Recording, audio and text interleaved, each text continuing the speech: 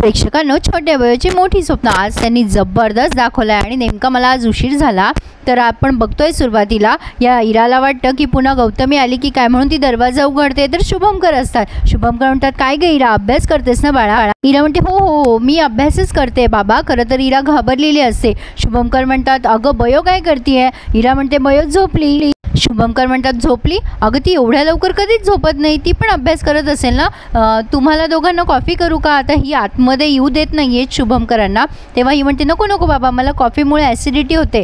आता शुभमकर म्हणतात, बरं ठीक आहे, काही हरकत नाही आहे, पण बयो खरंच झोपली आहे का गं? इरा म्हणते, हो हो बाबा झोपली ती. पण खरंच काही करून देऊ का मग तुला खायला वगैरे? इरा म्हणते, नको, खरंच नको. अरे बाबा, मला ॲसिडिटीचा प्रॉब्लेम आहे ना त्यामुळे. आता शुभमकर म्हणतात, बरं. खरं तर शुभमकरांना डाऊट आला आहे प्रेक्षकांनो, आणि डाऊट येण्यासारखंच या वागतायत ना गौतमी आणि इरा. त्यामुळे ते मुद्दाम हे सगळं शहानिशा करताय. हे त्यांनी खूपच सेन्सिबल आणि खूप छान दाखवलं आहे.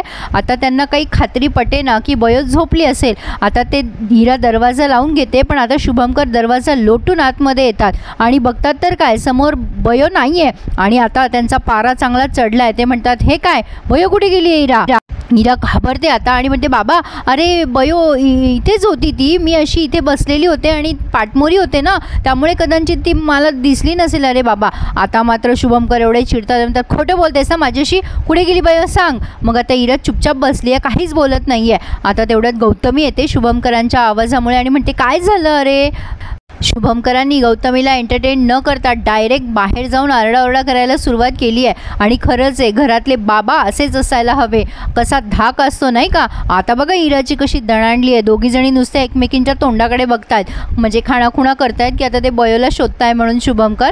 मग आता हे शुभमकर सगळ्या घरात ओरडत असतात, बयो बयो कुठेस तू? आता बयोला बाहेर आवाज आला आणि तिच्या लक्षात आलं की बाबा जागे झालेत. आता ती पण घाबरते. मग आता शुभमकर सुमनला आवाज येतात. सुमनला वाटतं चोर झाले आहेत. सुमन आता कुंच घेऊन येते आणि म्हणते, कुठे चोर? शुभमकर म्हणतात, अगं चोर नाही ग बाई, आपली बयो कुठे? सुमन म्हणते, बयो घे बाय माझे. अरे ती तर अभ्यास करत होती ना आत खोलीमध्ये. शुभमकर म्हणतात, नाही आहे ती आतमध्ये, म्हणून तर मी उठवलंय ना तुम्हा सगळ्यांना. आता शुभमकर दरवाजा उघडून बघतात तर काय, समोर बयो उभी. आता शुभमकर आणखीन चिडतात आणि म्हणतात, बयो तू काय करतेस ग बाहेर?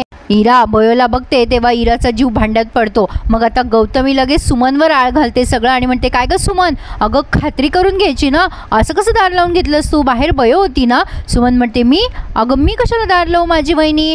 अगं मी बघितलं होतं, बाहेर कोणी नव्हतं.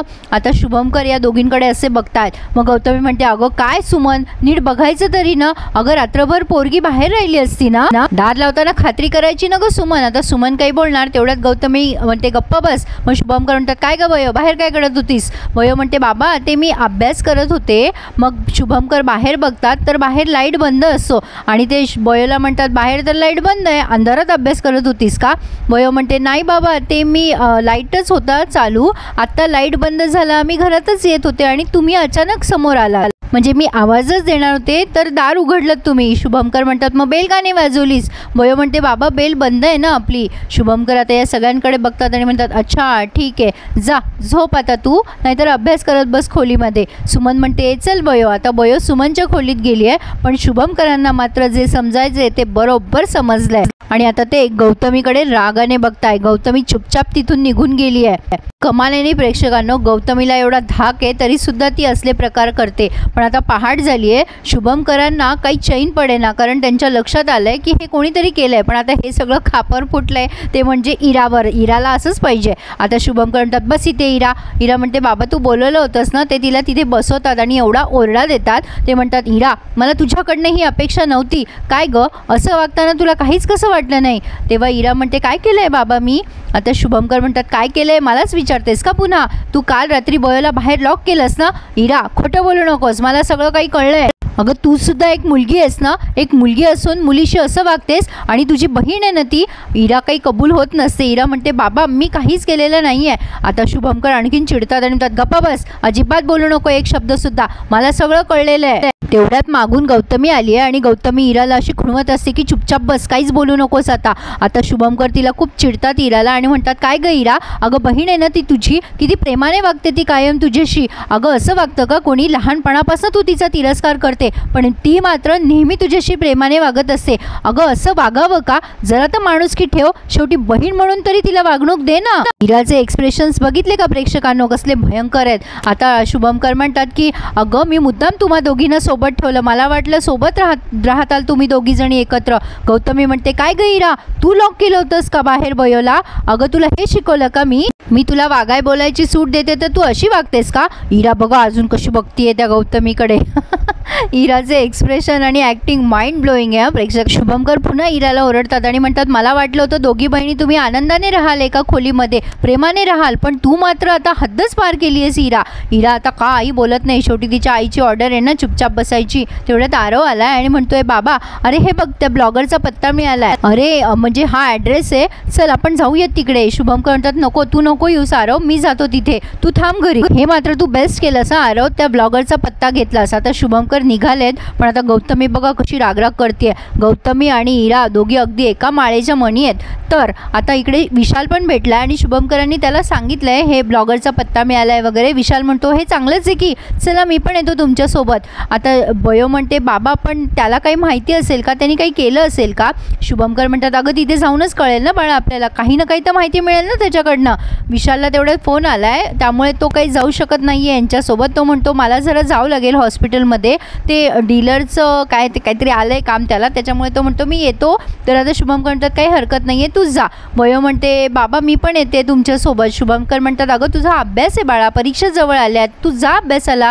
बयो म्हणते नाही बाबा माझं अभ्यासात लक्ष नाही लागणार, तुम्ही असे एकटे जाल मला नाही पटत आहे मनाला, मी येते. मग आता शुभंकर म्हणतात चल. विशाल त्याच्या कामाला गेलाय आणि हे दोघं निघालेत त्या ब्लॉगरचा पत्ता शोधायला. विशाल पोहोचलाय हॉस्पिटलमध्ये आणि सौदामिनीला विचारतोय हां मॅडम तुम्ही मला कॉल केला होता ना?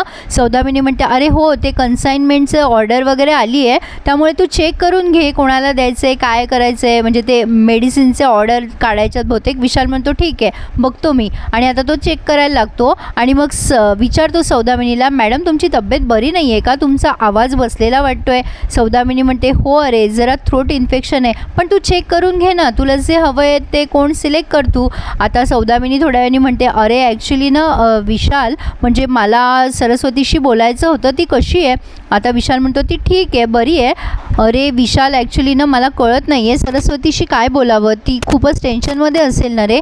तर आता विशाल म्हणतो नाही ॲक्च्युली ती ठीक आहे आणि बघू आता काय होतं आहे पुढे. मग सौदामिनी म्हणते अरे 4च दिवस शिल्लक आहे, कसं होणार पुढे? मग विशाल म्हणतो ॲक्च्युली होईल काहीतरी चांगलं, आम्हाला एक सोर्स मिळाला आहे. सौदामिनी आता जरा घाबरते आणि म्हणते काय कसला सोर्स? नाही म्हणजे काय मिळालं आहे तुम्हाला? मग विशाल म्हणतो की त्या ब्लॉगरचा पत्ता मिळाला आहे. आता सौदामिनी आणखीन घाबरते. विशाल म्हणतो त्या ब्लॉगरने हे सगळं शूट मुद्दाम केलं आहे त्यावेळेला असा आमचा संशय आहे, त्यामुळे आम्ही त्याचा पत्ता घेतला आहे. आता बघूयात तिकडे काही मिळतं आहे का. डॉक्टर शुभंकर आणि बयो गेले तिथे, इनफॅक्ट मी पण जाणार होतो तिकडे पण तुमचा फोन आल्यामुळे मी इथे आलो आहे. आता ही मनात विचार करते बापरे शुभंकर जर त्या ब्लॉगरकडे पोहोचले तर. मग सौदामिनी तिथून निसटते आणि म्हणते अरे विशाल ठीक आहे तू हे चेक कर मी आलेच. आता सौदामिनी तिथून निघते आणि पोटेला गाठते. आता हा विशाल तिथेच काम करत बसलाय. असो पण आता इथून पुढे खरंच छानच दाखवलं त्यांनी, म्हणजे आजचा सगळा भागच खूप मस्त होता. आता इथे शुभंकर त्या ब्लॉगरच्या घराजवळ पोहोचलेत आणि तिथे पत्ता विचारतात. हा ब्लॉगर तिथे स्टुडिओमध्येच असतो. इकडे हे दोघे जण नाश्ता करत असतात तेव्हा सौदामिनी येऊन त्यांना ओरडते आणि म्हणते काय चाललंय तुमच्या दोघांचं, लाजा नाही वाटत का तुम्हाला? दुष्यंत म्हणतो काय चाललंय तुझं सौदामिनी? अगं ब्रेक आहे, आम्ही नाश्ता करतोय, तुला हवं तर तू मागून घे. सौदामिनी म्हणते तुमच्या ब्रेकमध्ये ती सरस्वती स्वतःला निर्दोष सिद्ध करेल आणि तुम्ही बसा इथे ब्रेक एन्जॉय करत. पोटे सर म्हणतात काय झालंय मॅडम, कशाला इतकं टेन्शन घेताय? अहो खाली देव जरी आला ना तरी तिला निर्दोष सिद्ध नाही करू शकत. आता सौदामिनी अजून चिडते पोटेवर आणि म्हणतात पोटे गाफील नका राहू तुम्ही. अहो ते दोघेही जण त्या ब्लॉगरचा पत्ता शोधत पोहोचलेत त्याच्या घरी. आता मात्र हे दोघेही घाबरतात आणि पोटे म्हणतात काय सांगताय मॅडम, अहो असं कसं शक्य आहे? तेव्हा सौदामिनी म्हणते सगळं शक्य आहे, त्यांना संशय आला आहे त्या ब्लॉगरवर, मला आत्ता विशालने हे सगळं सांगितलं आहे. आता पोटे सरांची चांगलीच धाबे दणाणलेत. इकडे डॉक्टर शुभंकर आणि बयो त्या ब्लॉगरच्या घराजवळ आहेत आणि दार वाजवायचा प्रयत्न करताय पण कोणी उघडत नाहीये. बयो म्हणते बाबा कुलूप एका घराला. शुभंकर म्हणतात अगं वाटत तर नाहीये, बघूयात दार वाजून. इकडे हा ब्लॉगर दरवाजा उघडणारच असतो तेवढ्यात पोटेचा फोन येतो त्याला आणि तो विचारतो काय सर काय काम पाहिजे, म्हणजे काही काम आहे का अजून, पैसे दुप्पट लागतील. पोटे सर स्पीकरवर बोलताय. ते म्हणतात अरे बाबा तो माणूस आणि मुलगी येईल तुझ्या घरी, तुझा पत्ता शोधतायत ते. आता तो त्या म्हणजे दरवाजाच्या त्या याच्यातनं बघतो बघतो आणि त्याच्या लक्षात येतं की ते दोघं जण बाहेर आहे आणि तो पोटे सरांना सांगतो, अहो ते दोघं जण तर ऑलमोस्ट माझ्या घराच्या बाहेर आहेत. सौदामिनी म्हणते त्याला सांग, पळ पळ तिथून. तेवढ्यात त्या ब्लॉगरचा भाऊच येतोय त्या दरवाजासमोर आणि हे शुभंकर म्हणतात की आम्हाला उत्तम हवाय, तो ब्लॉगिंग करतो ना तो. तर आता तो म्हणतो, हो दादा घरातच आहे, या ना, माझ्याकडे चावी आहे घराची. आता त्याने दरवाजा उघडलाय. इकडे या सौदामिनी मॅडमला टेन्शन आले आणि आता पोटे सर तर लिटरली रडायचे बाकी आहेत. आता हा आतमध्ये जातो स्टुडिओमध्ये, तेव्हा त्याचा भाऊ नसतो. तो म्हणतो, अरे च्या दादा कुठे गेला, इथेच तर होता मगाशी. आता त्यांनी लॅपटॉपवरती बयोचाच त्या ब्लॉगरने फोटो लावलाय आणि आता शुभंकर सरांनी ते सगळं काही बघितलं आणि त्यांच्या लक्षात आलं हे काहीतरी मोठं गौड बंगाल आहे किंवा काहीतरी स्कॅम आहे. आणि मग बयो म्हणते, बाबा अहो बघा. त्यांना आता दरवाजाचा आवाज येतो लावायचा आणि तो ब्लॉगर वरूनच कुठून तरी पळाला आहे. पण कमाल आहे ना, अपार्टमेंटमधून खाली पळायची जागा असू शकते.